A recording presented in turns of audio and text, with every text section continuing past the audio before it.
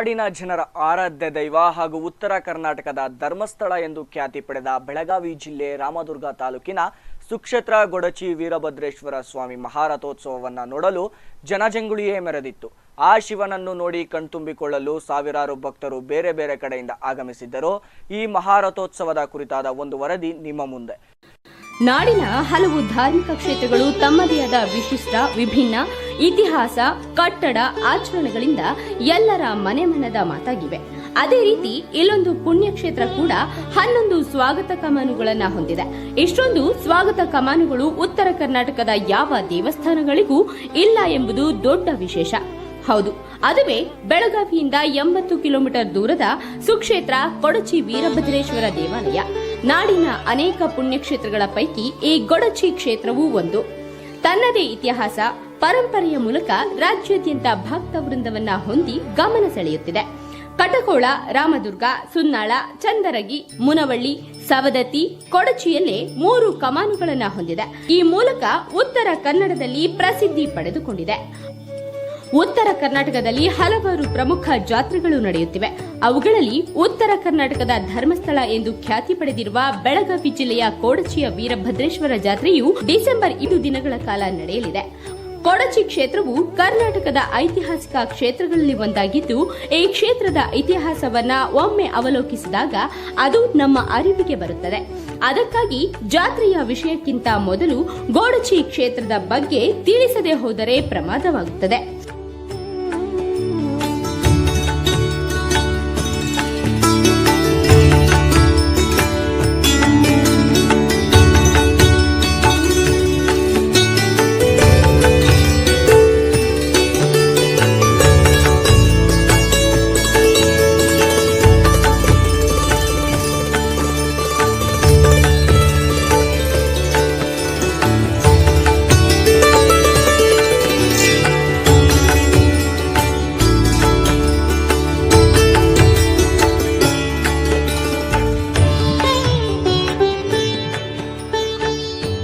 ಕ್ಷೇತ್ರವು ಬಾದಾಮಿ ಚಾಲುಕ್ಯರ ಕೀರ್ತಿವರ್ಮನಿಂದ ಹಿಡಿದು ಕೊಲ್ಲಾಪುರ ಸಂಸ್ಥಾನದ ಭಾಗಕ್ಕೆ ಶಿಖರವೀರ ಶಿರನಾಡೆಂದು ಹೆಸರು ಬಂದಿದೆ ಎಂದು ಗೊಡಚಿ ಗ್ರಾಮದಲ್ಲಿ ದೊರೆತ ತಾಮ್ರಪಟದಲ್ಲಿ ಶಿಕೆತ್ತಿ ಅರಸಶಿ ಎಂಬುದರಿಂದ ಬಂದಿದೆ ಎಂಬುದು ಇತಿಹಾಸಕಾರರ ಅನಿಸಿಕೆಯಾಗಿದೆ.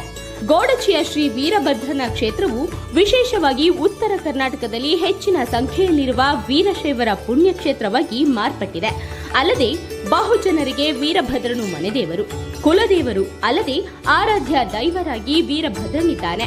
ಉತ್ತರ ಕರ್ನಾಟಕದ ವಿವಿಧ ಭಾಗಗಳಿಂದ ಲಕ್ಷಾಂತರ ಭಕ್ತರು ಇಲ್ಲಿ ದರ್ಶನಕ್ಕೆ ಬಂದು ಹೋಗುತ್ತಾರೆ.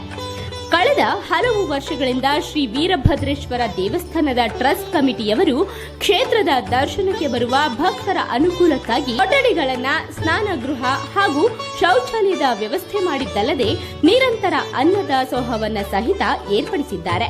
ಇನ್ನು ಕ್ಷೇತ್ರಕ್ಕೆ ಬರುವ ಭಕ್ತರಿಗೆ ಸುಲಭವಾಗಿ ದೇವಸ್ಥಾನದ ಮಾರ್ಗ ತಿಳಿಯಲು ಅನುಕೂಲವಾಗಲಿ ಎಂದು ಕ್ಷೇತ್ರಕ್ಕೆ ಬರುವ ಪ್ರಮುಖ 9 ರಸ್ತೆಗಳಾದ ರಾಮದುರ್ಗ, ಸುನ್ನಾಳ, ಕೆ ಚಂದರಗಿ, ಕಟಕೋಳ, ಮುನವಳ್ಳಿ, ನರಸಾಪುರ ಹಾಗೂ ಸಾಲಹಳ್ಳಿ ಗ್ರಾಮಗಳ ಹತ್ತಿರ ಬೃಹತ್ ದ್ವಾರ ಬಾಗಿಲುಗಳನ್ನು ನಿರ್ಮಿಸಿ ದ್ವಾರ ಬಾಗಿಲುಗಳ ಮೇಲೆ ಗೊಡಚಿ ವೀರಭದ್ರ ಹಾಗೂ ಭದ್ರಕಾಳಿ ವಿಗ್ರಹಗಳನ್ನು ನಿರ್ಮಿಸಿ ಪ್ರಯಾಣಿಕರಿಗೆ ದರ್ಶನ ಮಾಡಿಸುವುದು ವಿಶೇಷವಾಗಿದೆ. ವೀರಭದ್ರ ದೇವರು ಗೊಡಚಿ ಕ್ಷೇತ್ರದ ಕ್ಷೇತ್ರಾಧಿಪತಿಯಾದ ವೀರಭದ್ರನ ವಾರವು ಮಂಗಳವಾರವಾಗಿದ್ದು, ಅಲ್ಲದೆ ಚನ್ನಬಸವಣ್ಣನವರು ಮಂಗಳವಾರ ಉಳಿವಿಗೆ ಪ್ರಯಾಣ ಬೆಳೆಸಿದ್ದರಿಂದ ಪ್ರತಿ ಮಂಗಳವಾರ ಕ್ಷೇತ್ರದಲ್ಲಿ ಪಲ್ಲಕ್ಕಿ ಉತ್ಸವ ನಡೆಯುತ್ತಿದೆ. ಕಲ್ಯಾಣದ ಕ್ರಾಂತಿಯಿಂದಾಗಿ ಆತ್ಮ ರಕ್ಷಣೆಗೆಂದು ಹೊರಟ 12,000 ಗಣಗಳು ಚನ್ನಬಸವಣ್ಣನವರ ನೇತೃತ್ವದಲ್ಲಿ ಇಲ್ಲಿ ಕೆಲಕಾಲ ಉಳಿದು ನಂತರ ಉಳಿವಿಗೆ ಪ್ರಯಾಣ ಬೆಳೆಸಿದ್ದರು ಎಂದು ಇಲ್ಲಿ ಇತಿಹಾಸವಿದೆ.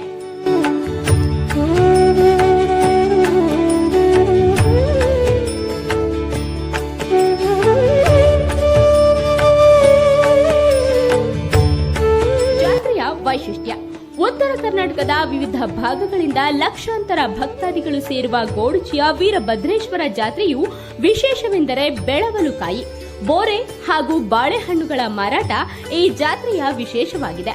ಈ ಜಾತ್ರೆಯಲ್ಲಿ ಮಾರುವಷ್ಟು ದೊಡ್ಡ ಪ್ರಮಾಣದಲ್ಲಿ ಯಾವ ಜಾತ್ರೆಯಲ್ಲಿ ಈ ಹಣ್ಣುಗಳನ್ನು ಮಾರಾಟವಾಗುವುದಿಲ್ಲ ಎಂದು ಸ್ವತಃ ವ್ಯಾಪಾರಸ್ಥರು ಹೇಳುತ್ತಾರೆ. ಹಣ್ಣುಗಳಲ್ಲದೆ ಅಷ್ಟೇ ದೊಡ್ಡ ಪ್ರಮಾಣದಲ್ಲಿ ವಿಭೂತಿ, ರುದ್ರಾಕ್ಷಿ ಹಾಗೂ ಕುಂಕುಮದ ಮಾರಾಟ ಕೂಡ ನಡೆಯುತ್ತದೆ.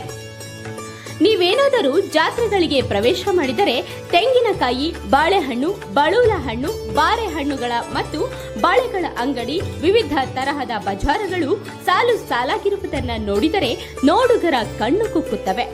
ಜಾತ್ರಾ ಸಮಯ ಸತತ 5 ದಿನಗಳ ಕಾಲ ನಡೆಯುವ ವೀರಭದ್ರೇಶ್ವರ ಜಾತ್ರೆಯು ಪ್ರತಿ ವರ್ಷ ಕ್ಯಾಲೆಂಡರ್ನ ಕೊನೆಯ ತಿಂಗಳು ಅಂದರೆ ಡಿಸೆಂಬರ್ ತಿಂಗಳಲ್ಲಿ ಬರುವ ಹೊಸ್ತರ ಹುಣ್ಣಿಮೆಯ ದಿನ ರಥೋತ್ಸವ ಜರುಗುವುದು. ಡಿಸೆಂಬರ್ ತಿಂಗಳಲ್ಲಿ ಮೈಕೊರೆಯುವ ಚಳಿಯಿದ್ದರೂ ಸಹಿತ ಅಸಂಖ್ಯಾತ ಭಕ್ತಾದಿಗಳು ಜಾತ್ರೆಯಲ್ಲಿ ಪಾಲ್ಗೊಂಡು ವೀರಭದ್ರ ಕಾಳಿಯ ಕೃಪೆಗೆ ಪಾತ್ರರಾಗುತ್ತಾರೆ.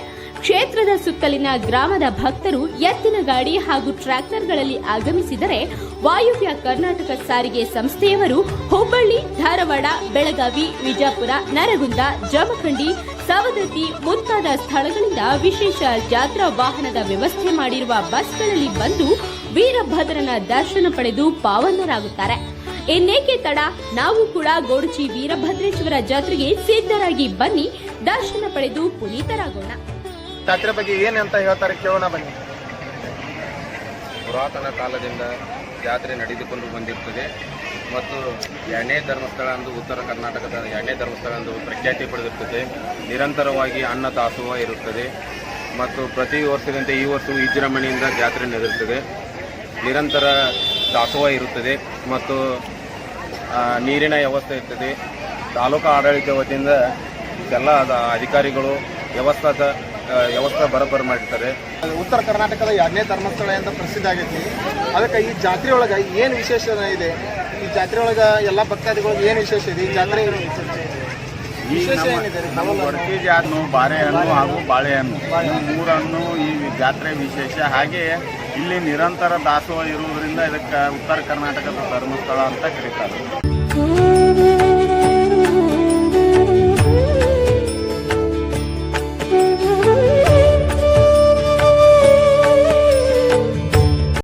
ವೀಕ್ ಆಫ್ ಸುದ್ದಿಗಳನ್ನು ವೀಕ್ಷಿಸಲು ನಮ್ಮ ಚಾನಲ್ ಅನ್ನು ಸಬ್ಸ್ಕ್ರೈಬ್ ಮಾಡಿ. ಹೆಚ್ಚಿನ ನೋಟಿಫಿಕೇಶನ್ಗಾಗಿ ಐಕಾನ್ ಬೆಲ್ ಅನ್ನು ಕ್ಲಿಕ್ ಮಾಡಿ.